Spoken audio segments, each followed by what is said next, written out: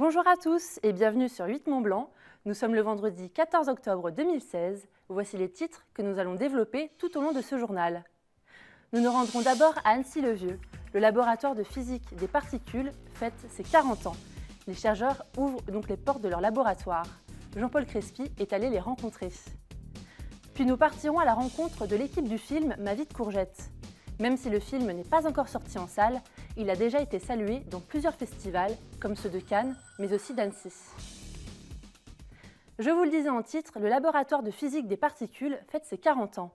L'occasion pour les chercheurs et ingénieurs de partager leur passion tout en faisant découvrir aux visiteurs les dernières avancées en physique des particules. Les plus curieux pourront donc en savoir plus sur ce qui se cache derrière l'infiniment petit. Jean-Paul Crespi nous en dit plus. Créé en 1976 sous l'impulsion de quelques physiciens, le LAP a participé activement à des expériences qui ont marqué l'histoire de la physique des particules.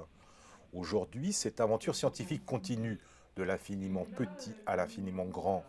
Les travaux des équipes du LAP visent désormais à comprendre l'origine de la masse des particules, à percer le mystère de la matière noire ou encore à déterminer ce qui est arrivé à l'antimatière, présente dans notre univers au moment du Big Bang.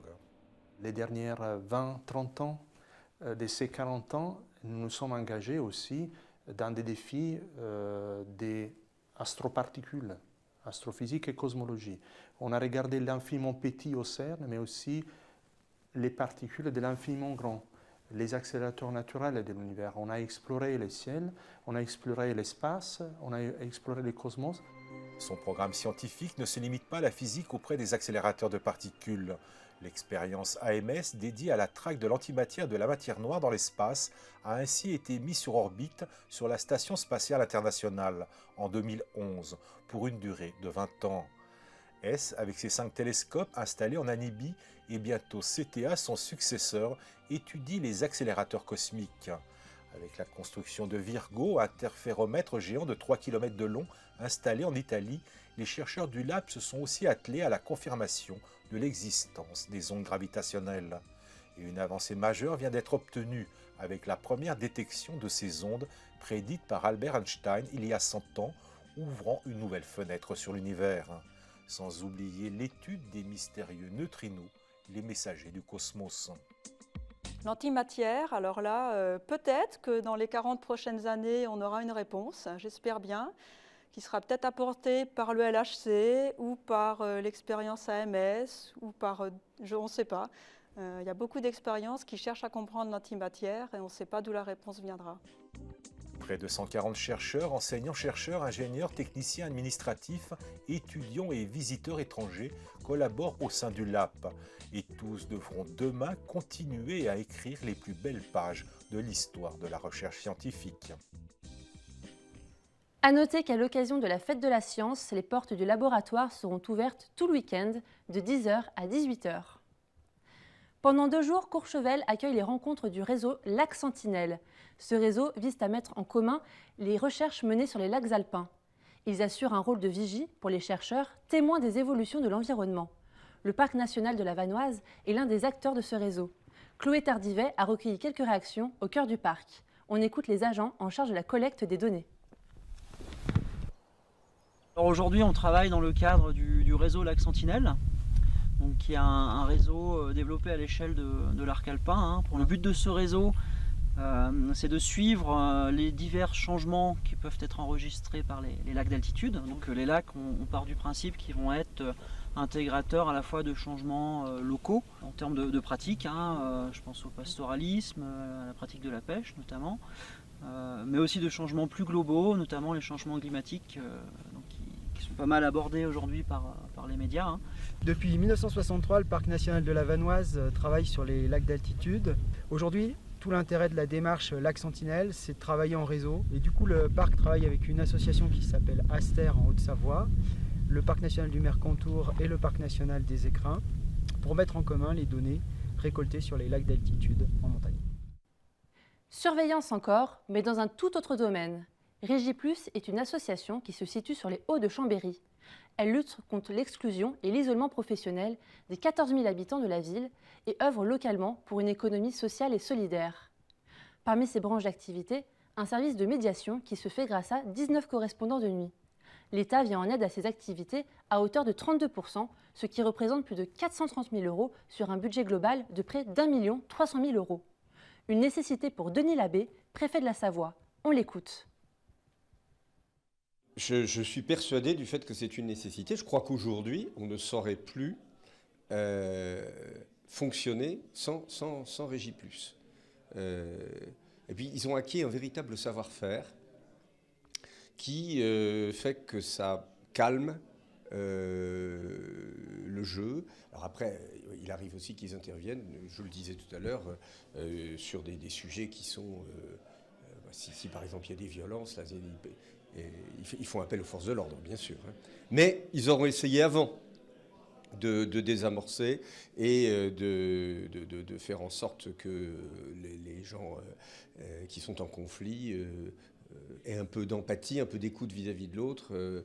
Voilà. Maintenant, ils n'ont pas de baguette magique, mais pas loin quand même, parce qu'ils font un excellent boulot. On reste en Savoie, plus précisément à Albertville, où a débuté le Grand Bivouac. 110 rendez-vous sont prévus, dont de nombreuses projections de films. Il s'agit de la 15e édition. Parmi les invités, Richard Boringer, qui viendra présenter demain son dernier ouvrage, 15 Rounds, qui témoigne des différentes périodes de sa vie. Vous pouvez retrouver toutes les informations du Grand Bivouac sur leur site internet. Et comme chaque semaine, nous quittons nos frontières, direction la Suisse. C'est l'heure de notre rubrique « Regarde ailleurs ».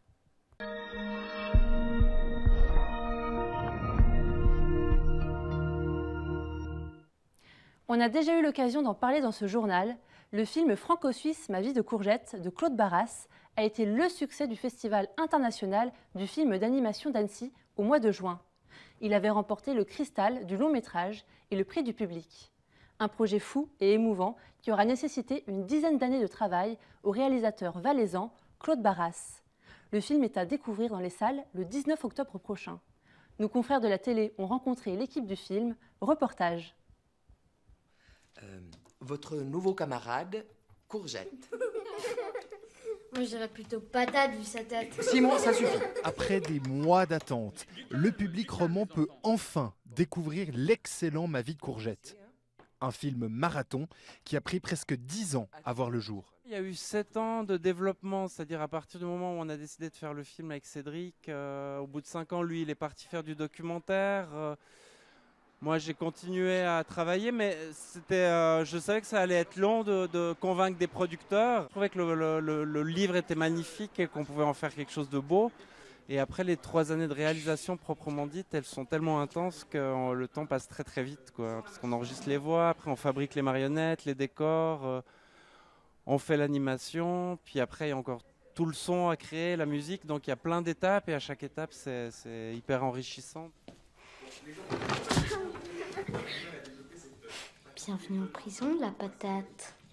L'histoire de Courgette, un jeune orphelin placé bien malgré lui dans un orphelinat et qui va devoir créer des liens avec les autres enfants. Un film réalisé en stop motion, une pratique qui consiste à photographier chaque plan en bougeant les marionnettes une par une. C'est pas forcément plus long ni plus cher, mais c'est beaucoup plus rigoureux. Puisque quand un animateur est sur le plateau, il doit animer tous les personnages en même temps. Et image après image, il fait 12 photos par seconde, il avance et on ne peut pas corriger après. Dans les autres types d'animation, souvent on fait l'animation de la bouche, après des yeux, après on travaille plus en morceaux, alors que là l'animateur il doit vraiment tout maîtriser en même temps et c'est ça qui est assez rigoureux. Un projet qui s'est d'abord construit par les doublages, enregistrés avant le tournage. C'était pas juste faire la voix et après appliquer sur l'image. On faisait l'action des scènes, on avait les gestes, on avait de l'espace et du coup on pouvait vraiment jouer et ne pas que produire le son. Là en voyant le film, c'était très émouvant et touchant.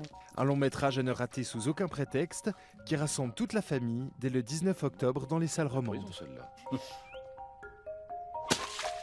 Oh non! C'est la fin de votre journal. Merci à tous de l'avoir suivi. On se retrouve tout de suite avec Fanette de Buisson dans Médiasphère. Nous aurons le plaisir de vous présenter la revue de presse de la semaine.